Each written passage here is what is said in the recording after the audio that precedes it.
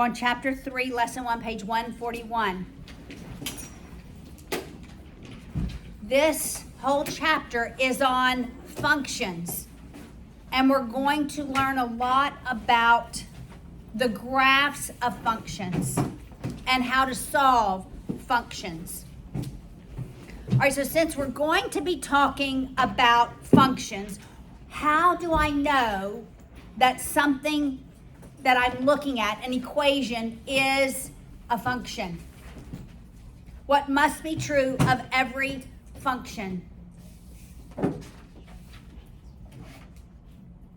Yes. That's correct. Every input has a different and unique output, right? Every X has one and only one Y. Function notation looks like f of x equals x to the fifth plus x cubed minus 5. Or it can be written y equals x to the fifth plus x cubed minus y. When y is to the first power, every x has one and only one y. Always. This is a function. All right, so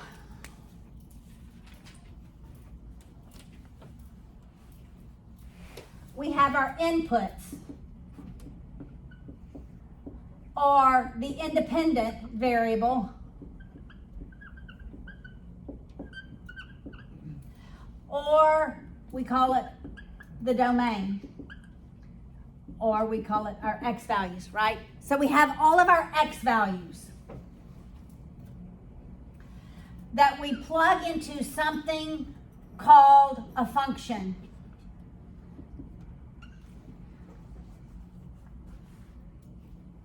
Or an equation, right? We use the word equation. Such that we get our output, which is our dependent variable. Dependent variable. We call the range or just y.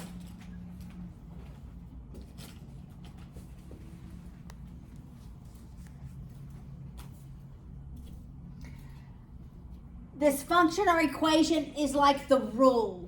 The rule that we're going to plug in our domain to, our input into, such that we get our output.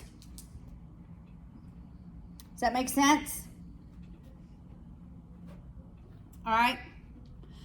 So we're going to use these terms, domain and range, a whole lot more.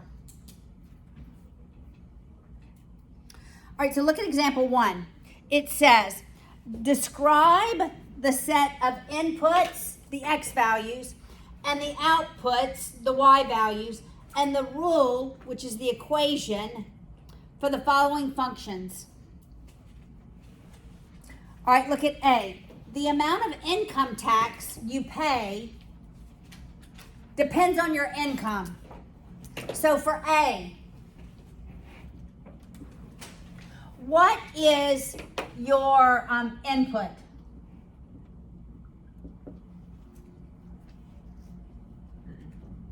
Your income. Is it your income? Yes. Your income. When we put in the income into some rule, what do we end up with?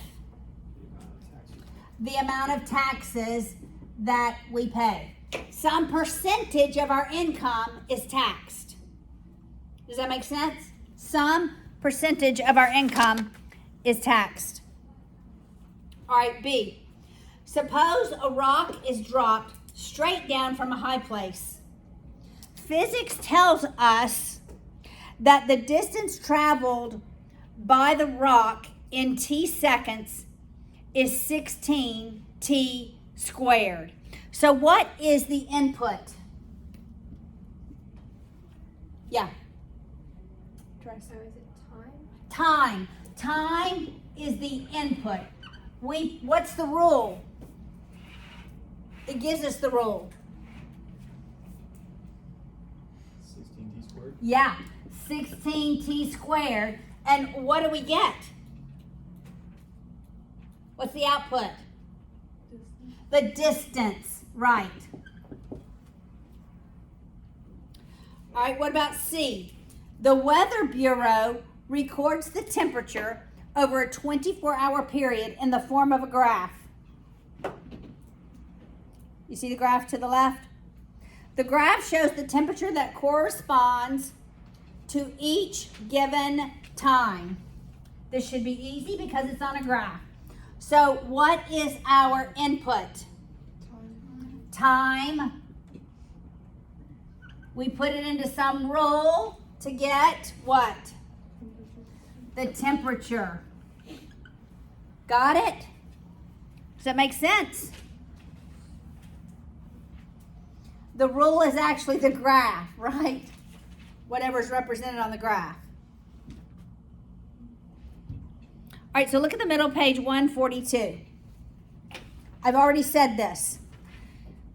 Those shaded boxes are always important. They give you equations, formulas.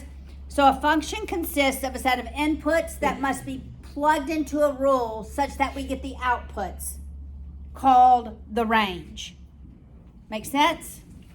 All right, look at example 2. We're going to decide if A and B are functions. So look at A. Jesse, is A a function? No, Why? because there's two outputs for input one. Correct. 1 has 2 y's. What about B, Nathaniel? Yes. Yes, it is. No, X has more than 1 y. All right, so how do we evaluate a function? And we're going to look at function notation. We've already done some of this.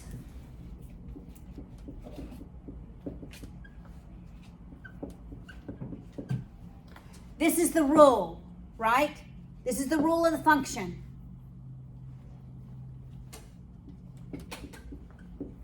What is this asking me? What is A asking me? Yes, Michael? Plug 3 into the function, into the given function, or into the x. Oh, correct. When X is 3, what is Y? You got it? All right, so the square root of 3 squared plus 1. Do not be lazy in your work. What is that? That's the square root of 10. Can that be simplified? No. It was interesting on the test.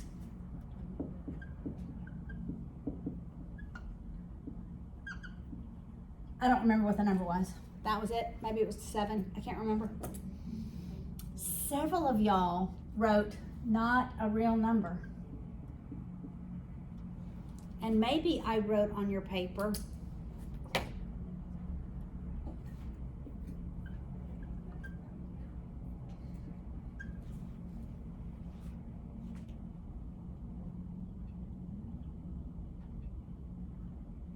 is it a real number?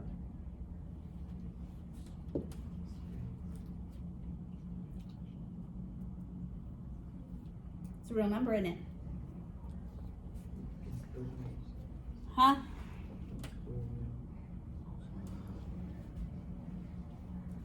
All right. Look at B. B is f of -5. All right, guys, this is important. When I plug in the value for x, that is the value I'm squaring. It is not -5 squared. It is -5 squared. That's a different number. Plus 1. All right, so what's f of negative 5 equal to? The square root of what? 26. Can I simplify that? Yes. What can I simplify that? What's the perfect square? I don't think I can. It's 2 times 13. Yeah, can't pull anything out. The last one is f of 0. So that's the square root of 0 squared plus 1. What's f of 0? Square root of 1. Come on, people. 1. It's 1. Right, but let's always know. Okay. Example 4 is an important example. Wait, no, do you have to put plus or minus 1? Do I have to put plus or minus 1? Why? Somebody tell me why. When do I put plus or minus 1? That is a good question. When do I put plus or minus with the radical?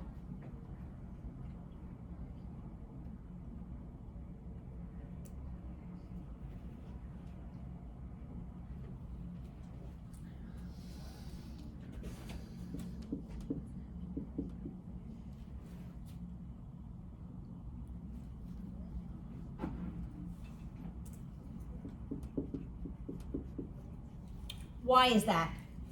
Let's go back to the original. Not when I'm ever in function notation. I've not taken the square root of both sides. Why? Why is x plus or minus 3 here?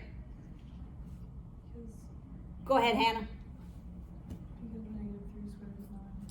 Because negative 3 squared is 9 and 3 squared is 9. Here we start with the radical. We didn't take the square root of both sides. Do you see the difference? I'm glad you asked that. All right, the next lesson. I mean, not the next lesson, the next example. Woohoo! I'm moving fast today. Example 4. It's an important example, ladies and gentlemen.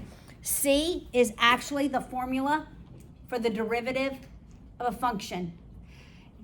It is a calculus concept. It is used to find the rate of change in a function. All right, so we're going to walk through this. So this is important. Probably so important, I will ask a question on the test about this. All right, so here's what we're given. F of x is x squared minus x plus 2. All right, A says, what's f of x plus h? What is this telling me to do? Michael. Substitute x for x plus h. No. What is it telling me to do, Therese? Well, actually, substitute x plus h for x. Correct. You just said it the inverse. Oh, it was. I'm substituting x plus h where x is. You said x for x plus h. Yes, ma'am. So whatever says that h. Yes, I'm going to tell you why in a minute. Okay, h cannot equal 0. All right, so it's x plus h squared minus x plus h plus 2. You see how I substituted that in? All right. What's x plus h squared? X squared plus 2h plus h squared.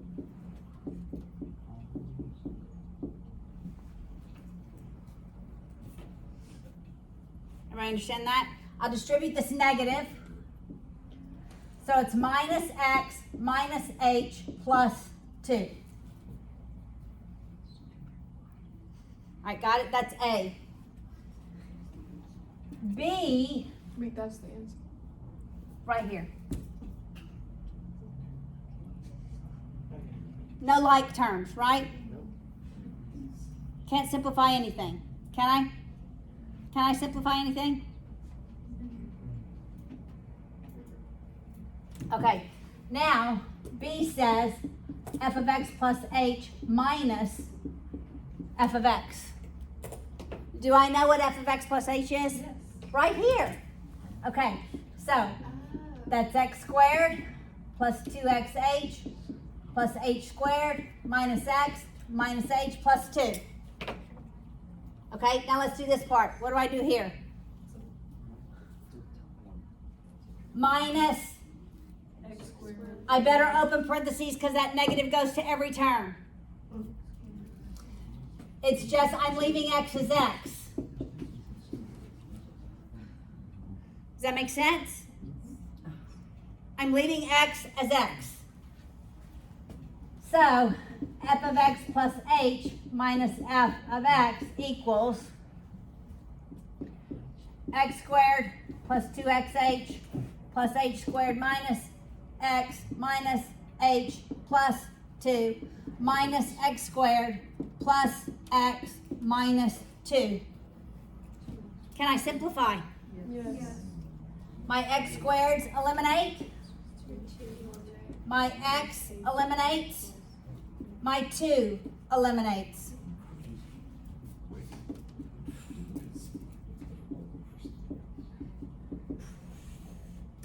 So I'm left with 2xh plus h squared minus h.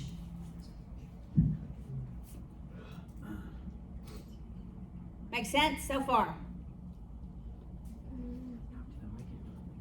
Got it so far? Are we together? Yes. All right, so C then says, what's f of x plus h minus f of x all over h? Do I know the numerator? Yes, that's B. So it's 2xh plus h squared minus h over h. What? Why can h not be 0? Because of the denominator. It would be undefined. Yes, ma'am. Do you take an Yes. Factor an h out in that numerator. Hannah's a whiz kid.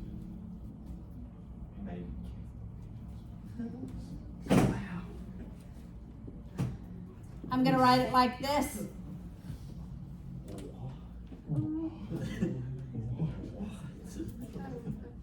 What's the difference between like how you write that?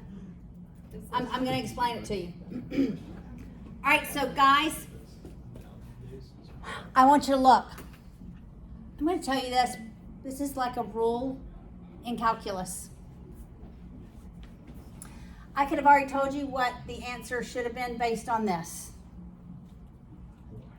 Okay, so watch. The constant goes away. All right? I take the exponent, multiply it by the coefficient, and take 1 off. So that becomes 2x. I know it's going to be minus. I move, multiply, right? It becomes 1. I take 1 off. What's x to the 0? 1. And then it's just h. Okay. Wait. Could you do that one more time? What? Yeah, I want you to do this. You know, when you start calculus, you've got to do it this way. Okay, let's just choose another one. Let's do 3x cubed minus 2x squared plus x minus 5. Okay. Guys, you don't have to know this. This is just how you can anticipate, okay? It's 3 times 3, which is 9. x squared. 2 times 2, which is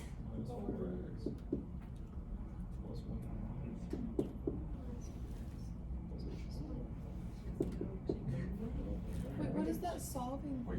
okay, let me tell you what this is. This is called the derivative. Ladies and gentlemen, listen. Subtracted 1 after we multiply the thing. Wait, now I'm confused. Wait a minute, it was 3 times 3, but we subtracted 1. What did We say? did. X. Oh, okay. We subtracted 1. We subtracted 1. That's x to the 0. Okay, let me tell you.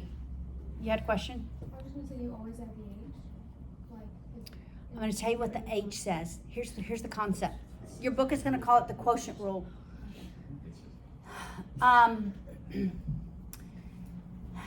This equation, are you listening?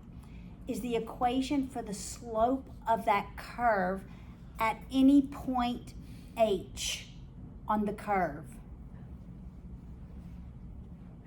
So, x cubed.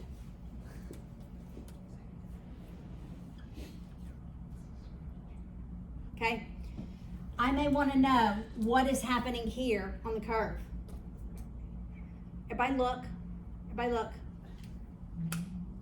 If I know that my line is increasing if my slope is positive. So if I plug in an x coordinate here and I get a positive number, I know that the curve is increasing. Okay? Everybody look. What happens when I reach the maximum point? What's the slope? 0. If I plug in an x value here and the result is 0, what do I know? I'm at the top of a curve. I'm at the maximum point. Or maybe I'm at a minimum point. If my slope is negative, what do I know about the curve? It's falling. So that's why that is an important concept. It's called rate of change. How are x and y, how is y changing as x is changing? All right? Yes. On a test, do I have to do the big No. long process or the short This. one? You have to do this. This is algebra, people. I like This is just algebra. When your first test in calculus, if you go to school, you have to do this. And then you learn the rules. But can you then know the rules and say, is my answer right? Yes, you can. But you need to understand algebra. Right? It's just plugging the values in. All right, they call it the difference quotient. I want you to tie those words, difference quotient, to derivative. Because when you hear derivative, you say, oh, that's the difference quotient. It's f of x plus h minus f of x all over h. That's the difference quotient. Look at me. Everybody look. What's the difference quotient? It's f of x plus h minus f of x all over h. Got it? Okay. Y'all have already learned a lot. Can you spell quotient? Huh? It's by example 4. Difference quotient. Difference quotient. Oh, I see it. Okay, let's look at example 5.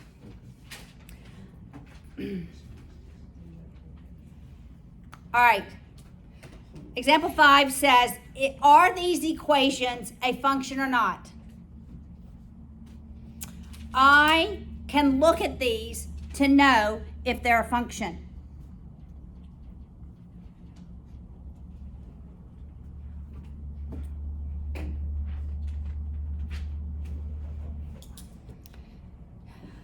All right, what do you think about A? Is A a function? Why not? That was a clue. Why not? Is it Why? because Why? Why? Why? Is y cubed? Because y is cubed. So for every x, there's possibly more than one, right? Actually, because it's cubed, there's only going to be one. Because, everybody look. Never mind. Wait, everybody look. This is why. Let me give you an example.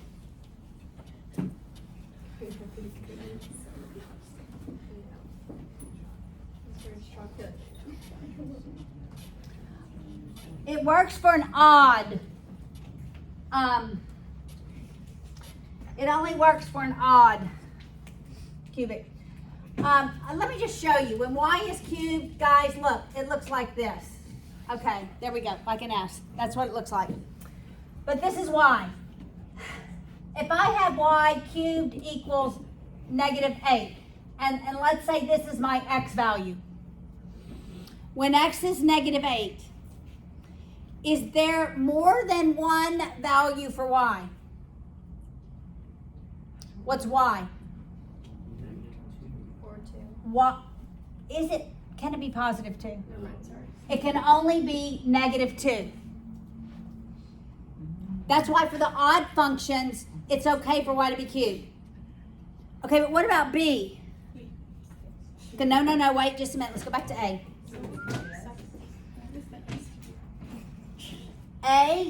Is a function. But I also knew graphically what it looks like. Why does it matter to know graphically? Why does that help? You can check it. Okay, you can see it, and so why does seeing it matter?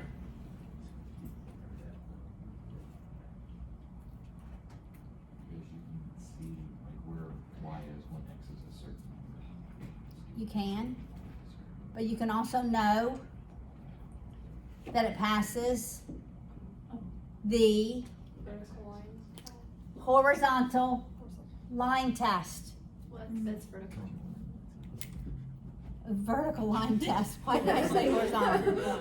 That's right. I drew a vertical line and said horizontal. Thank you very much, people. It passes the vertical line test. It's not. Actually, if it's an inverse function, it has to pass the horizontal line test, so there is such a thing. Okay. So, right, if we know that every x has only one and only one y, then we know it's a function. But also, if we visually can see it, as long as it passes the vertical line test, which says I can draw a vertical line at any point and only intersect the graph at one point, then it's a function. All right?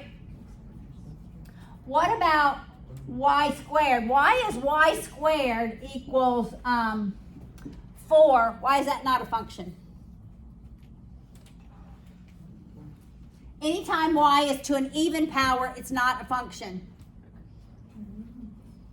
Y is to an odd power, it can still be a function. Yes? Because if you take the square root of y, then it can equal positive or -2, which would be. Yeah, looks like this. No, it's just- Looks like that. A sideways parabola. All right? Anytime y is squared and x is to the first power, it's a sideways parabola. We're going to eventually graph those. So you multiplied 4 by -2 to get -8. But why? What do you mean? Like in the example, it's 4x minus 2y cubed plus 5. And you just chose -8. I just made it simpler. You have y cubed equals some value. Oh, so you chose I just randomly. made it a number. Yes. And assume that that is the x value.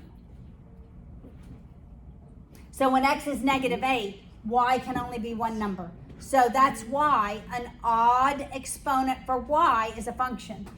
But an even exponent for y is never a function, because when I take the square root, it can be both plus and minus. And that's how you know it's a function. Yes. So y to an odd power is a function. Y to an even power is not a function.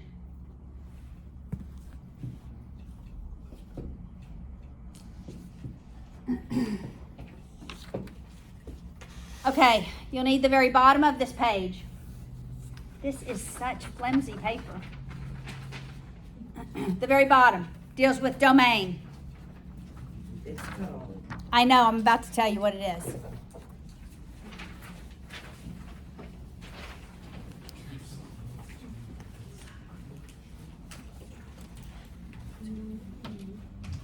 Okay, you need to memorize this. You need to know this. So look, I went ahead and put a couple of chapters on one sheet. This first column deals with polynomial functions. Look at the definition of a polynomial function. All exponents are whole numbers. There's no variables in the denominator and no variables under a radical. By definition, that's a polynomial. We haven't gotten there yet. Look at the rational. It's a quotient of 2 polynomials. So we may have x's under a radical, and we will have x's in the denominator for a rational function. Okay? All right. So this first one is for polynomials. The second one is for rational functions, and you know the difference, right? So domain. The domain of every polynomial function is all reals. Always. Always all reals. Always. Always, always, always. But you got to know the definition of a polynomial. The rational are all reals. All reals. 2 exceptions. It has 2 exceptions. The first one is the denominator cannot equal 0. So it's all reals except the denominator cannot equal 0.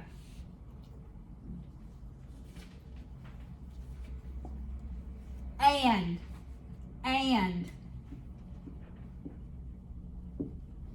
what's under this radical has to be greater than or equal to 0. All right, so we begin with all reals, and then we look for these 2 exceptions. We look for denominators, and then we look for radicals.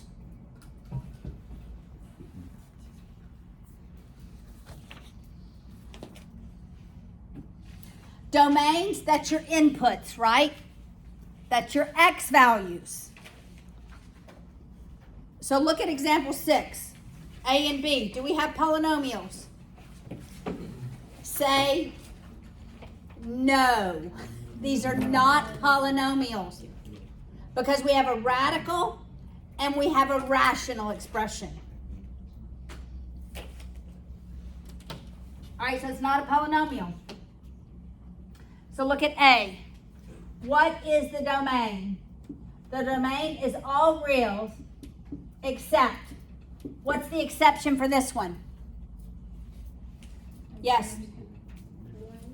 What? X cannot equal 1. So if I were writing this in interval notation, what would this look like? Negative infinity 1. Up to 1, and then 1 to positive infinity. Got it? Yes. So is there a difference if you're doing the unity or the It's always both. It's always both of them. Always unity Okay. when you have 2 solutions. And is unity, is that the same as a conjunction or no?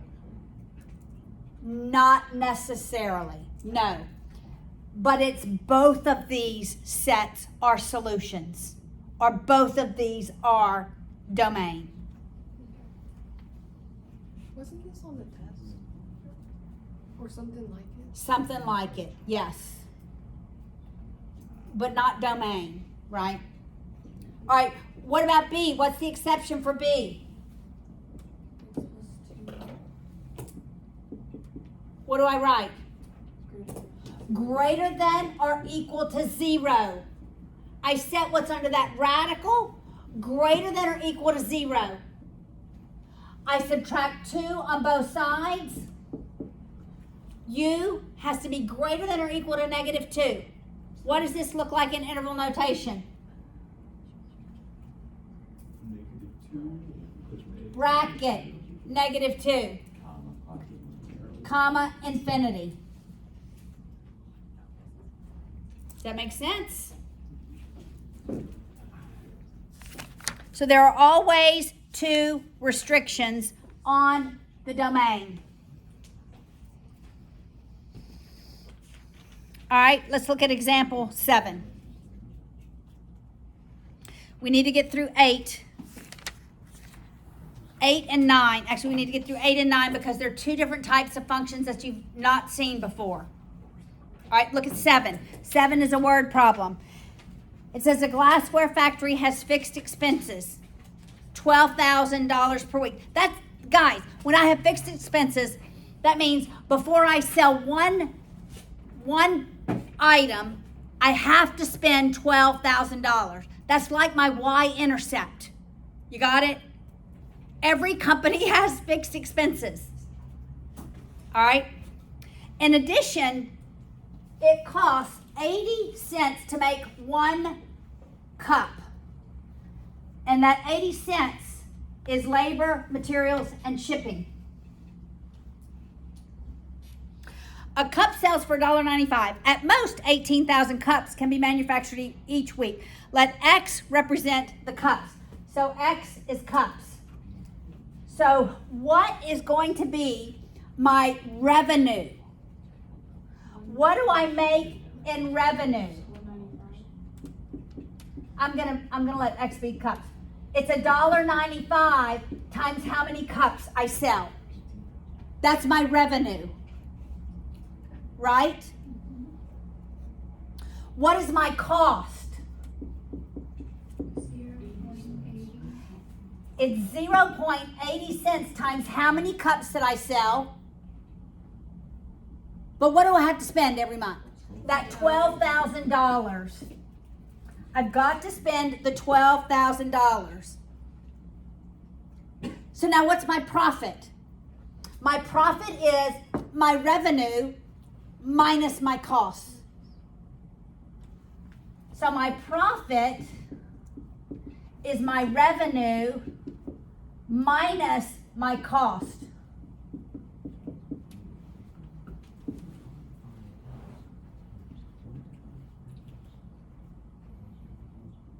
And you could simplify that, right? Yes. But it's 12,000 per.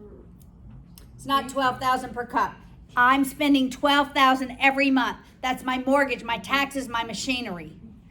So why don't we week. put something like that? Huh? Why don't we put something representing the weeks or the months? Because doesn't that? This take is the care week. of Everything's in weekly. That's my revenue per week. That's my okay. cost per week. That's my profit per week. Everything is in terms of weeks. Yeah. Make sense? Okay. Look at example 8. It's called a piecewise defined function.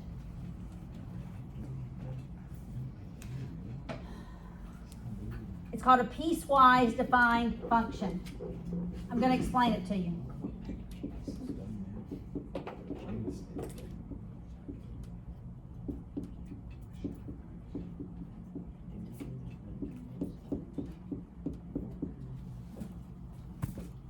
Okay, this is the rule that's applied over this domain. I was going to write range. Over this domain. So what happens? When x is less than 4, it's linear. Let's graph it manually. All right, so something happens at 4. It's less than, so it's not equal to, so I'm going to have an open indicator. Thank you very much. What happens when x is 4? What's the value of y?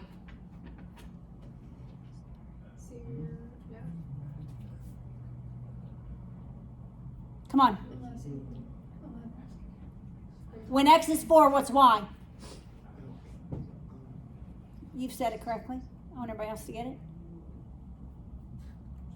Ask the question. Oh, When x is 4, what's y? 2 times 4 11. plus 3. Wait. Yeah, 11. 11. That's way too long. Right. 4, 5, 6. That's not going to be enough. Okay, I got to move my graph. I need to move my graph. I'm going to move it over here. I've got to go up to 11. 4, 5, 6, 7, 8, 9, 10, 11. That's 11. 1, 2, 3, 4. So at 4, we're at 11, but that's an open indicator. What happens when x is 0? It's 3. Yeah.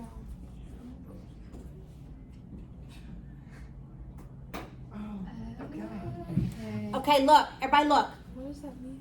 When my domain is less than 4, the function is linear. But something happens between 4 and 10. It becomes parabolic. So something happens between 4 and 10. Everybody look. Everybody listen carefully. A piecewise function says we're going to use this top rule for this range. And we're going to use this rule for this range. You could have 3 functions. It could be linear, then it could be parabolic, then it could go back to linear. What's parabolic? It's x squared. Okay, so when it's 4, when x is 4, what is y? 16, 15. It's 15.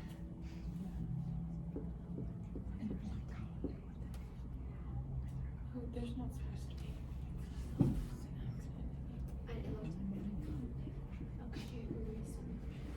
Okay, let's just pick a couple in between. What happens at 6? When x is 6, what's y? 35. Wait, So- how do you know which rule to use? How do I know which rule to use, guys? Based on the domain, based on this. If my numbers are in between here, I'm using that rule. If my numbers are in between here, I'm using that rule. What if your number is 11 and it's not in one of them? It doesn't. It's undefined. 11 is not defined in this function. Nothing happens after 10.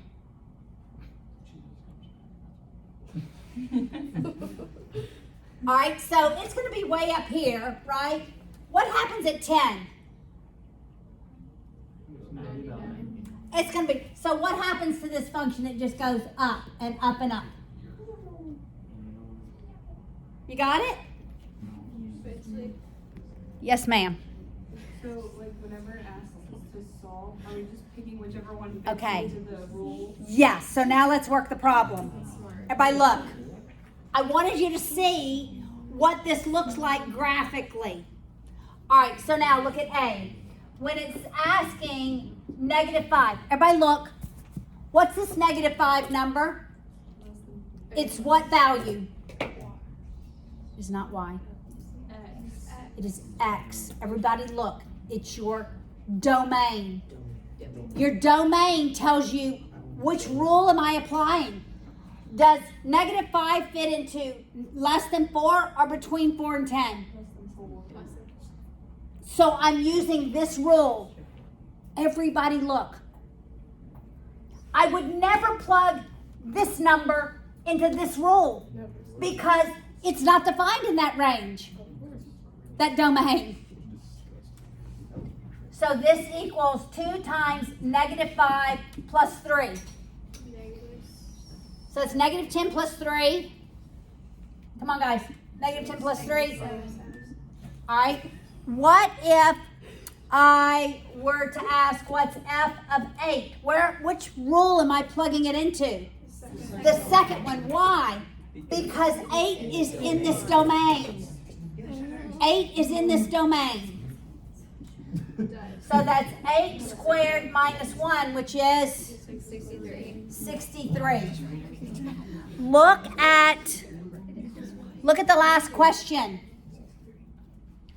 What is the domain of this function? What's the smallest value x can be? Negative infinity. What's the largest value it can be? 10. Can it equal 10? Yes. That's the domain. So do you not put in any intervals for No. happens between 4? No, because it is defined at 4. Okay, Because right here, I see. it's defined at 4. Okay, that's a piecewise function. Okay, look at the next one. It's called the greatest integer function. This is under math num. Math num in your calculator, it's under math num. Okay, you don't have to do that. We'll do it in a minute. Got it? All right, everybody look. Y'all, we have another lesson to go over. So let's finish this one. Look at me. Everybody look. Here's what you need to know about greatest integer. Well, what it looks like. It looks like something like this, right? It's the boxy one. Okay, you're rounding down. You're always rounding down for the greatest integer because, okay, it's like the best example I have is charging electricity, although they probably round up now. So let's just say it's also called a step function. So the greatest integer is always in some textbooks, it's called the step function because the way it looks graphically. All right, so if I say f of 0.99, I'm rounding down.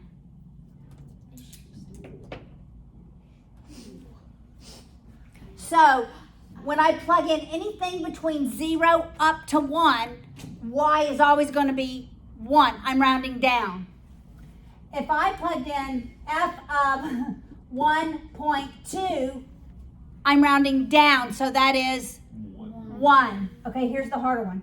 F of negative 1.2, I'm rounding down.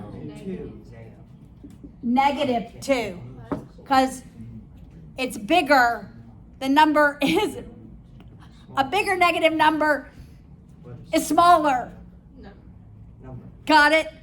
Yeah. A larger. Okay. All right. Okay, this is the greatest integer or the step function. All right, so look at example 9. Everybody look. What's f of negative 4.7? It's not f of negative 5. It just is negative 5. A. Example 9. A. So f of negative 4.7 is negative 5. Because we're rounding down. I need to go the opposite direction. Okay. F of negative 3. It's just negative 3. What is the purpose of that? Yeah. Okay, I just gave you a real live example. It's the way electricity is charged. So if my electric bill is, my units that I use is anywhere between 0 and 0.9999, then it's rounded down. However, today they probably round up. I'm just saying. That's the best example I can give you. Okay? It's rounded down. Okay, so f of negative 3 is negative 3. What about f of 0? 0. What about f of 5/4? 1. What about f of pi? 3. 3.